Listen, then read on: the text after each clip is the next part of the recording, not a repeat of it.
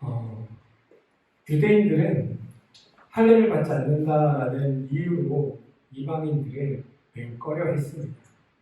밥상을 같이 식탁에 같이 앉는 것만으로도 부정하다라고 생각했고요.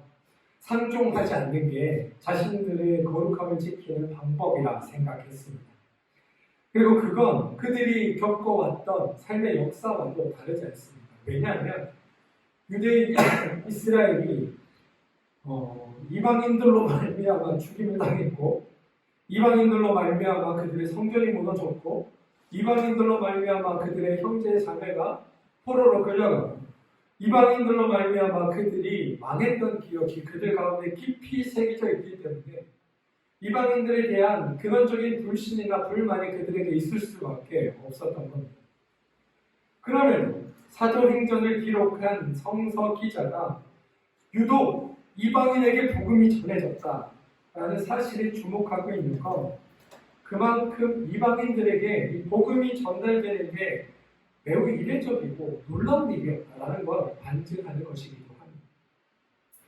본래 우리는 누구나 낯설음을 매우 불편해합니다. 우리 삶에 어떤 낯선 것이 끼어드는 게 매우 어렵습니다. 제가 이렇게 오래된 교회, 역사가 깊은 교회들을 다닐 때 느끼는 게 뭐냐면 그 교회들에 소속되어 있는 학생들이나 청년들, 제가 주로 그쪽을 담당하니까요. 학생들이나 청년들 같은 경우에 외부에서 누군가 새롭게 오면 그 사람을 도무지 잘 못 받아들인다는 겁니다. 아, 사람이 새로 오면 누군가서 좋은 거 아니야? 누군가 새롭게 오면 와, 우리가 맨날 만나던 사람들끼리 말고 이제 또 새로운 사람이 왔으니까 또 신나게 막 다 이렇게 즐기며 받아들여야 되는 거 아니야? 라고 생각할 수 있지만 의외로 새로운 사람이 들어와서 그 원래 있던 그 자리에 적응해가는 게 이게 굉장히 어렵고 힘든 일입니다. 있는 사람으로서는 그냥 뭐 우리는 언제든 와도 괜찮아 라고 얘기하지만 밖에서 들어온 사람 입장에서는 그 괜찮아의 허들이 너무 높아 이거를 제대로 못 넘는 경우가 태반이었습니다. 기존에 있던 사람들도 누군가 들어와서 그 낯설음에 대해 적응하고 익숙해져야 되는데 도무지 그 낯설음을 받아들인 게 자기들 안에서는 불편한 겁니다. 그래서 사실 본인들끼리 더 자주 만나고 본인들끼리 더 자꾸 친하게 지내지만 낯선 사람들과 함께 하는 거에 대해서는 불편해하고 어려워합니다. 그래서 낯선 것들이 이렇게 적응하기가 힘든 겁니다. 그런 차원에서 사도행전이 고백하는 초대교회도 사실 이런 딜레마에 빠져 있었습니다. 유대 전통을 따라 살던 사람들에게 이방인들을 대하는 것, 이건 매우 낯설고 매우 어려운 일이었기 때문입니다. 우리끼리 모여서 유대인들끼리 예수를 그리스도라고 고백하고 유대인들끼리 예수를 하나님이라고 고백하는 건 아무 문제가 없습니다. 그냥 우리끼리 만나 밥 먹고 친하게 지내고 이야기 나누고 예수님이 우리의 삶을 이렇게 하셨어, 이번 주에 내가 사랑하는 하나님 나에게 이런 걸 베푸셨어라고 이야기하는 건 아무 문제가 안 되는데, 만약에 여러분 우리 모임에 스님이 한 분 들어왔다고 생각해 보십시오. 스님이 어느 날 딱 스님 복을 딱 입고 머리 싹 깎은 다음에 이렇게 딱 들어와가지고 우리 예배에 함께하고 그러면서 우리 모임을 같이 한다고 생각해 보십시오. 얼마나 불편하겠어요. 무슨 얘기, 이분이랑 머리 아무것도, 그런 상황이 지금 유대인들에게 놓여있는 상황입니다. 낯설고 불편하죠. 그런데 이 복음이라는 게 이방인들을 교회로 불러들이기 시작했다는 겁니다. 하나님의 살아계심과 역사하신 예수 그리스도의 구원의 능력이 이방인들에게 그들이 믿던 신을 버리고 하나님을 향해 나오는 일들을 행하도록 만들었다는 겁니다. 그러니까 교회는 거기에 적응할 수밖에 없습니다. 불편하지만 불편함을 감추고 겉으로 괜찮은 척, 겉으로 아무렇지도 않은 척, 이건 위선이지 않습니까? 정말 해야 하는 건 그를 진심으로 받아들여야 하는 겁니다. 있는 그대로 그 사람을 온전히 받아들여야 되는 겁니다. 그러니까 이 일이 교회에서는 매우 큰 일이었다는 겁니다. 그런데 여러분, 이게 단지 그냥 그 시대의 교회에만 해당하는 일일까요? 그 시대에 그곳에서만 있었던 일일까요? 아닙니다. 지금 우리의 삶과도 마찬가지. 식당이나 제가 있었던 제주도에 있을 때 제주의 식당을 가보면 식당에서 일하는 사람의 80%는 다 중국에서 온 이주 노동자들이었습니다. 다 이상한 어색한 한국어로 주문을 받고 한국어로 접견을 합니다.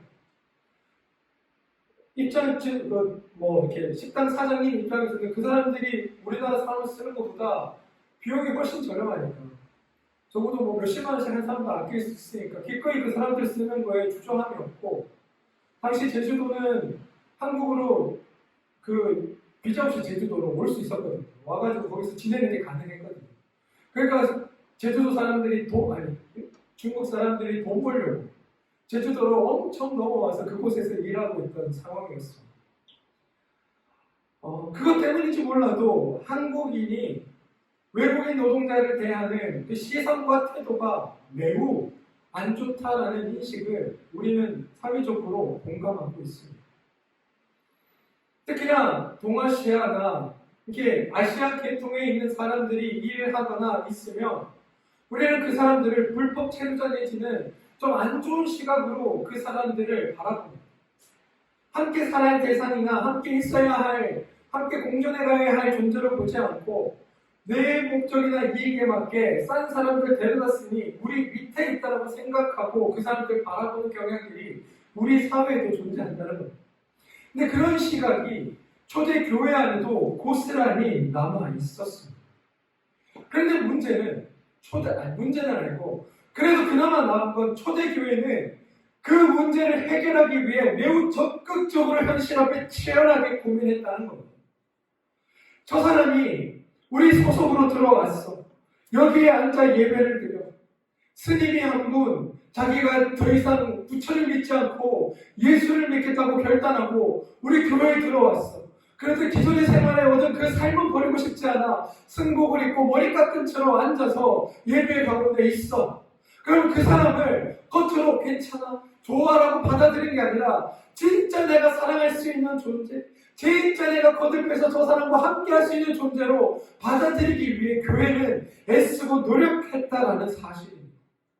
겉으로 잠깐 보니까 아이고 좋은 선택하셨다 이런 얘기가 아니라 진짜 저 사람이 내 목숨을 나누고 함께 사랑해야 할 존재이구나. 내가 기존에 갖고 있던 관습과 생각과 모든 걸 내버려 두고 오히려 연약한 저 사람을 위해 내가 맞춰가야 되겠구나라고 생각하는 일들이 교회에서 있었다는 겁니다. 교회는 애초에 그런 곳이었습니다.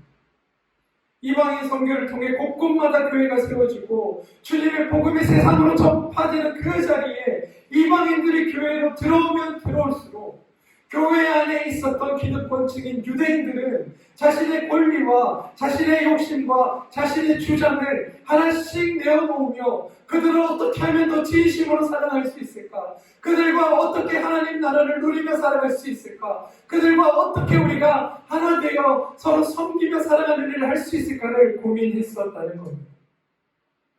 그리고 그들이 그 일을 가능하게 한 존재, 그것을 성경을 통해 그 일이 가능해졌다라고 고백하였습니다. 그렇다고 여러분, 무턱대고 모든 걸 성령이 하셨어. 우리가 저 사람 사랑하고 성령이 하셨어. 성령이 하셔라고 얘기한다면 그걸 누가 이해하고 받아들이겠습니까? 그래서 성경은 두 가지 근거를 제시합니다. 사도행전 10장 46절인데요. 여러분 성경을 한번 보시고 제가 세 번역으로 한번 읽어드리겠습니다. 사도행전 10장 46절입니다. 그들은 이방 사람들이 방언으로 말하는 것과 하나님을 높이 찬양하는 것을 들었기 때문이다. 그때에 베드로가 말하였다. 무슨 말이냐면 성령의 역사가 초대교회의 그런 온전한 사랑을 가능하게 했는데 그 성령의 역사로 드러나는 근거, 그게 뭐냐? 첫 번째는 반응이고 두 번째는 하나님께서 높임을 받으셨다는 겁니다. 여러분은 어떠십니까? 여러분은 이 두 가지 현상이 우리 가운데 있으면 내 믿음이나 내 믿음을 통해 구원을 받았다는 사실을 충분히 확인하실 수 있을 것 같으십니까? 만약 우리가 그렇지 못하다면 그건 전적으로 우리가 바울이 말하고 있는 이 두 가지 근거에 대해 오해하고 있기 때문입니다. 먼저 방언에 대해 한번 생각해 봅시다. 대개 여러분 방언이라고 말하면 어떤 것들을 떠올리십니까? 어떤 입신의 경지에 들어가 다른 사람은 못 알아들을 만한 어떤 특별한 단어나 특별한 언어들로 기도하는 것, 또는 신령한 말들을 내뱉는 현상, 이런 것들을 방언이라 생각합니다. 물론 성경에는 그렇게밖에 볼 수 없는 몇 가지 표현들이 등장합니다. 그런데 중요한 건 성경을 기록했던 당시 사람들이 어떤 식으로 이 방언에 대해 말하고 있는가를 우리가 봐야 한다는 겁니다. 방언은 여러분 어떤 눈에 드러나는 현상이 아니라 하나님과 우리가 더 깊이 교제하고 하나님과 더 깊이 이야기할 수 있고 하나님과 특별한 관계를 맺을 수 있도록 나타내는 표지라는 것을 우리는 알아야 됩니다. 사도행전 2장 6절인데요. 2장 6절에 이렇습니다. 그런데 이런 말씀을 전하니 많은 사람들이 모여와서 각각 자기네 지방말로 제자들이 말하는 것을 듣고 어리둥절하였다. 그들은 놀라 신기하게 여기서 말하였다. 보시오, 말하고 있는 이 사람이 모두 갈릴리 사람 아니오. 그런데 우리 모두가 저마다 태어난 지방의 말로 듣고 있으니 어찌된 일이오. 이게 방언이 나타났을 때 사람들이 관심 가졌던 내용입니다. 오순절 마가의 다락방에 성령이 임하시고 제자들의 무리가 방언을 하게 되었을 때 바람과 같은 소리와 불의 혀처럼 갈라진 무언가가 하늘부터 내려왔다라는 설명이 성경에 있습니다. 근데 우리는 방언의 이야기를 들으며 무엇에 관심 가지냐면 바람 같은 소리, 하늘에서 내려온 불의 혀 같은 무언가, 여기에 관심을 가집니다. 방언을 통해 어떤 일이 일어났는가가 아니라 방언이 우리에게 주어질 때, 성령이 우리 가운데 임할 때 어떤 현상이 나타났는가, 여기에 집중하다 보니까 이 성령을 통해 우리가 무엇을 하게 되었는가는 뒷전이 된 겁니다. 그래서 어떤 성령운동, 성령 체험하는 데 가면 막 별의별 일이 막 다 일어나는 것처럼 보입니다. 사람들이 막 부들부들 떨고 넘어지고 막 이상한 말로 막 이야기하고 막 귀신들이 나타나서 막 이렇게 헤매는 것처럼 보이고, 우리는 그 모습들을 보면서 아, 성령이 이곳에 있구나, 하나님의 역사가 이곳에 임하는구나 라고 생각하는데, 여러분 그러한 표시하는 것들에 속으시면 안 된다라는 겁니다. 그런 것들에 속기 시작하면 거짓된 영들에 빠져듭니다. 무당들 접신하는 거 한번 보셨습니까? 요즘은 쿠판 여러분들 갈 일 없으시잖아요.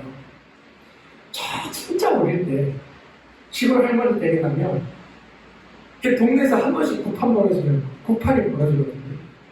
그러면 이제 할머니가 너는 교회 댕기니까 그러니 가면 안 된다고 하지 말라고 그러는데 궁금하잖아요. 너무 궁금하잖아요. 그래서 이렇게 가서 보면 막 미친 듯이 막 칼 휘두르다가 막 작두 같은 데 올라가서 막 뛰고 막, 저는 그 작두가 그냥 이렇게 칼 모양으로 평평하게 생겨가지고 이렇게 넓은 데 이런 데 올라가서 그냥 이렇게 그런 줄 알았더니 나중에 이제 알고 봤더니 진짜 칼날 세워갖고 뛰더라고요.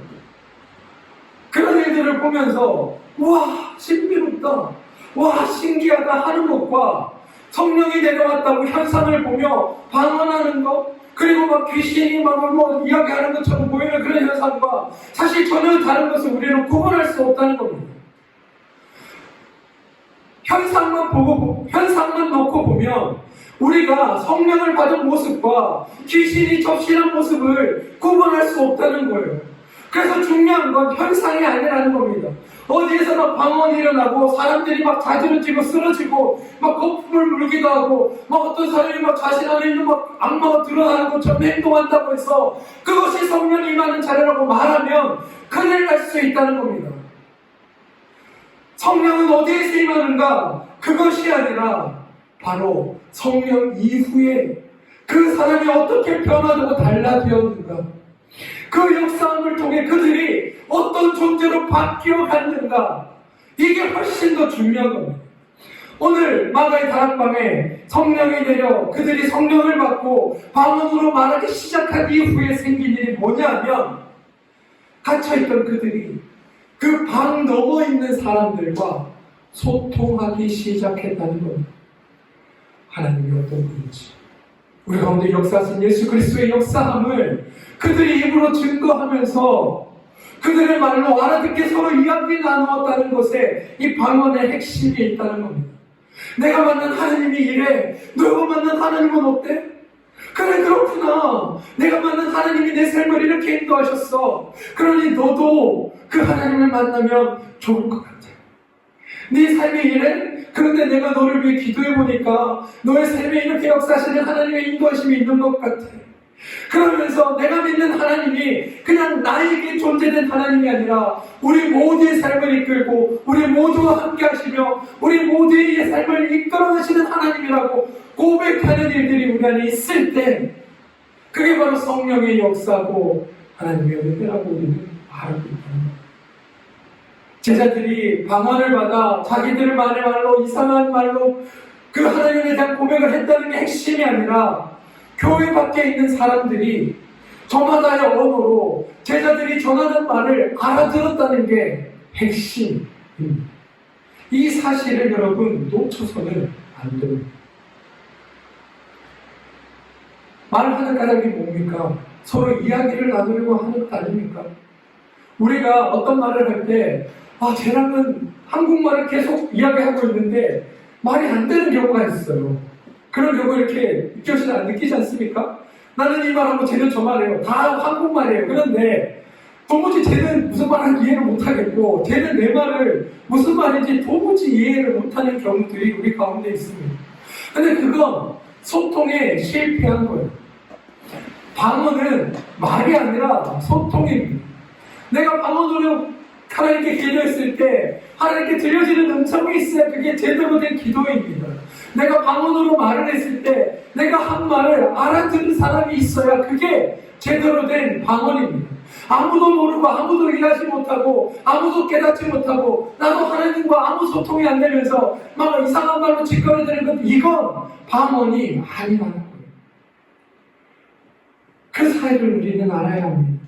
그래서 사실 성령 받음의 핵심은, 성령 은혜 받음의 핵심은 내가 하고 싶은 말을 상대방에게 일방적으로 던지는 것이 아니라 상대방과 함께 소통해가는 것, 이야기를 나누는 것, 상대방과 마음의 마음을 나누는 것, 이게 성령 역사의 핵심이라는 겁니다. 말이 통한다? 야, 너는 나랑 말이 통한다. 이 말이 뭡니까? 너는 나랑 같이 있을 수 있겠다. 야, 너는 나랑 한 마음이다. 이런 뜻 아닙니까?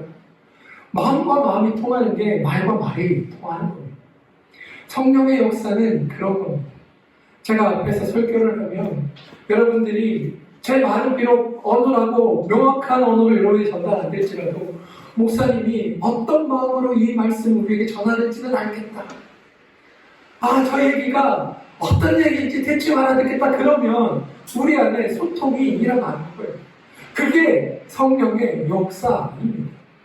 내가 앞에서 막 어떤 얘기로 유창한 말로 어려운 얘기들을 여러 막 거짓말했는데 아무도 안 알아주고 도대체 무슨 말을 하는 거야? 라고 생각한다면 이건 우리 안에 어떤 언어적인 소통도 없을 뿐만 아니라 성령이 임하지 않는 것과 같은 그런 겁니다. 그래서 핵심은 우리 안에 서로 이야기를 나누고 소통이 되고 하나님에 대한 이야기들을 우리 안에 공감이 일어날 때 그게 성령의 역사이고 방언의 은사이다 라는 사실을 기억하셔야 한다는 겁니다. 방언은 좀 특별한 게 우리들끼리 안에서의 이야기가 아니라 이 이야기가 우리들 밖에 있는 사람들에게 들리기 시작했다는 겁니다. 하나님을 알지 못하는 사람이었어요. 하나님과 무관하게 살았던 사람이었어요. 다른 신들을 쫓던 사람이었어요. 그런데 그런 그들에게 우리가 전하는 하나님이 들어가 그들 마음 가운데 공감되기 시작한다면 그게 방언의 역사로 드러난다고 성경은 이야기하고 있다는 겁니다. 그러니 여러분 현상으로 오해하시면 안 돼요. 두 번째, 하나님을 높이 찬양하는 겁니다.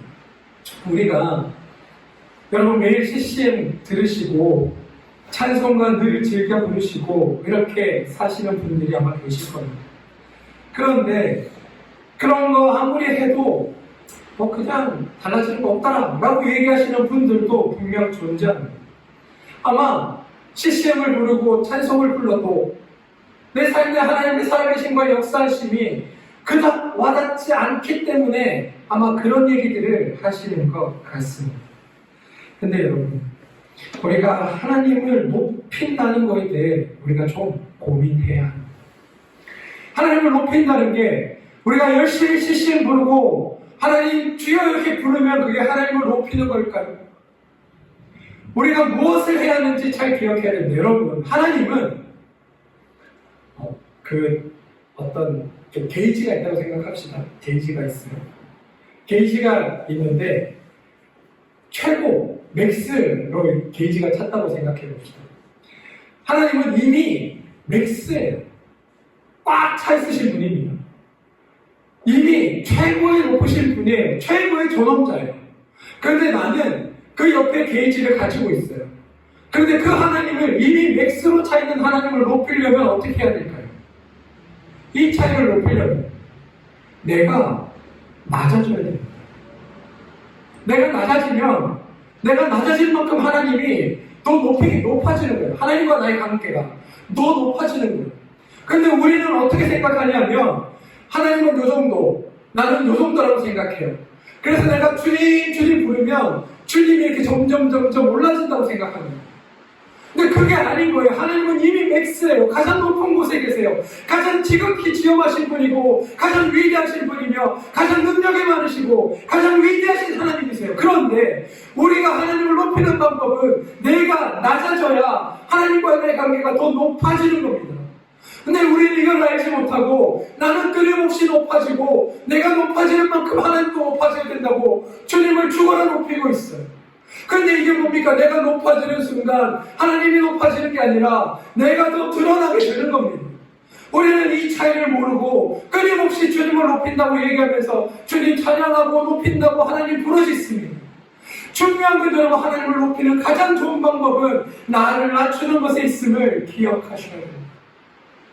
하나님 앞에 내가 별것 아닌 존재라는 걸 깨닫고 내가 내 힘으로 해낼 수 없는 것들이 있음을 깨닫고 내가 살아가는 방식과 내가 알고 있던 것들이 하나님 앞에서 얼마든지 무너질 수 있음을 깨닫고 주님 앞에 나를 내어놓고 하나님을 붙들어가는 삶, 그게 하나님을 높이는 삶임을 우리는 기억해야 한다는 것. 나는 못하지만 하나님은 하실 수 있습니다. 나는 안 되지만 주님은 이 모든 것을 가능하게 하시는 분입니다. 나는 부족하지만 나를 통해 역사하시는 하나님은 조금도 부족하시 없으신 충만한 하나님입니다. 이걸 고백할 때 하나님이 높여진다는 사실을 기억하시기 바랍니다. 하나님을 높이는 데서 가장 큰 걸림돌은 여러분 바로 나예요. 내가 높아지고 싶고 내가 인정받고 싶고 내가 드러나고 싶고 내가 칭찬받고 싶기에 하나님께서 드러나고 나타나야 자리에 자꾸만 내가 나타나게 될 때 하나님은 높아지시는 게 아니라 낮아지신다는 사실을 기억하시고, 저는 하나님을 높이기 위해 기꺼이 나를 낮추어 주님 앞에 서는 여러분들 되어주시기 부탁드립니다. 믿음으로 살아간다는 것, 여러분, 바로 이런 겁니다. 오늘 내가 낮아진 만큼 주님이 높아지셨어요. 오늘 내가 부족한 만큼 하나님이 크십니다. 오늘 내가 약한 만큼 하나님이 강하십니다. 오늘 내가 받은 상처만큼 하나님은 더 놀랍고 위대한 일을 우리 가운데 펼쳐내실 겁니다. 그렇게 살아가는 사람이 성도라는 사실을 기억하시기 바랍니다. 오늘 고넬료의 집에 성령이 있습니다. 베드로를 이곳까지 이끌었던 것도 성령이었습니다. 고넬료는 예수님을 죽은 자 가운데서 이렇게 세우신, 예수님을 통해 그를 죽은 자 가운데서 이렇게 세우신 하나님을 만났습니다. 그래서 그는 더 이상 하나님이 없이 하나님이 없다고 여기며 살아갈 수 없는 존재가 되었습니다. 하나님의 성도가 바로 이러한 사람들. 내 삶에 하나님이 없이는 살아갈 수 없습니다. 내 삶에 하나님이 존재하시고 내 삶을 하나님이 이끄시기에 온전히 주님만 보고 살아가는, 그게 우리여야 하는 겁니다. 하나님 없이 나 살아갈 수 있어. 하나님 없이 살아도 뭐 사라지던데.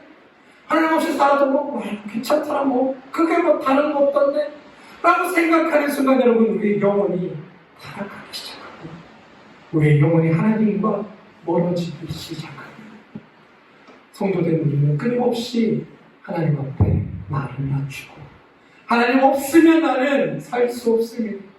하나님 없으면 나는 존재할 수 없습니다. 하나님 때문에 나는 살아갑니다. 하나님이 힘주지 않으면 오늘 하루도 살기 버거운 자가 나입니다를 끊임없이 고백하며 살아가는, 또 그런 가운데 역사하실 하나님을 만나는 여러분들이 여러분의 삶 가운데 있게 되기를 소망합니다. 요한복음 15장 16절 이렇게 고백합니다. 너희가 나를 택한 것이 아니라 내가 너희를 택하여 세운 것이다. 그것은 너희가 가서 열매를 맺어 그 열매가 언제나 남아있게 하려는 것이다. 그래야 너희가 내 이름으로 아버지께 구하는 것은 무엇이든지 다 받게 하려는 것이다. 우리가 하나님 앞에 낮아지면 낮아질수록 하나님이 역사하십니다. 초기교회 성도들은 자신의 삶이 아무리 힘겹고 믿음이 흔들릴 때라도 이 말씀 하나만은 굳게 붙들고 살았습니다. 뭐냐? 너희가 나를 택한 것이 아니라 내가 너희를 택했다. 내 안에서 너는 벗어날 수 없는 존재다. 내가 너를 굳건히 붙들고 지켜가겠다. 그러니 나는 너희를 향한 내 사랑을 깨닫고 끊임없이 나를 높이며 나와 함께 가자. 너의 삶의 주인이 나임을 인정하고 내가 너 삶의 전부임을 인정하고 그렇게 나와 함께 가자. 저는 이 말에 응하여 살아가는 여러분들 되어주시길 부탁드립니다. 우리 안에 참 사랑이 이루어지기 위해 필요한 건 소통하는 것과 나를 낮추는 겁니다.